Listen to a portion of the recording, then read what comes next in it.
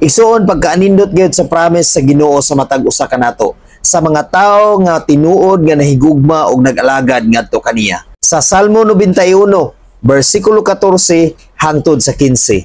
Ang Dios nag-ingon, luwason ko kadtong nahigugma kanako ug panalipdan ko kadtong miila sa akong ngalan. Sa 15, sa dihang sampiton ako nila, tubagon ko sila.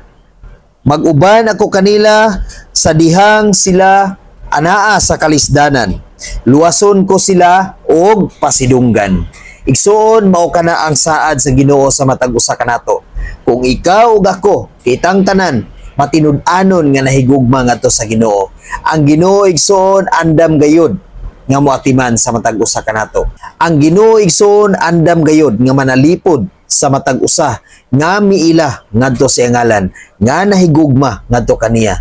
Kung ang tawo nga nahigugma sa Ginoo igsoon mualagad na niya. Ang tawo nga nahigugma sa Ginoo igsoon magtahod na niya. Ang tawo nga nahigugma sa Ginoo igsoon magbato na og kahadlok ngadto kaniya og dili na magbuhat sa mga butang nga sukwahi siyang kabubuton. Sa kanunay aduna siya panahon ngadto sa Ginoo sa pag-ampo, pag-alagad ug pagsimba ngadto kaniya nga matinud-anon gayud.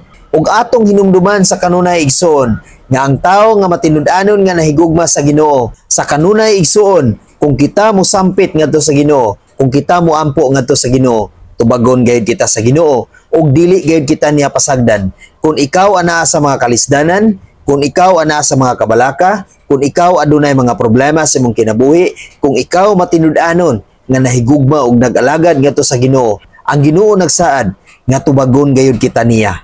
Panalipdan gayud kita niya, luwason gayud kita niya kung kita sa kanunay nahigugma ngadto sa Ginoo. Igsoon dili nato sayangan ang atong kinabuhi. Ato kining gamiton sa pag-alagad sa Ginoo, ato kining gamiton sa pagpasidungog sa Ginoo. Kay ang atong kinabuhi iya sa Dios ug ang Dios nagsaad sa matag usa kanato nga kining tanan dili makawang kung kita matinud-anon nga nahigugma ngadto kaniya. God bless sa tanan.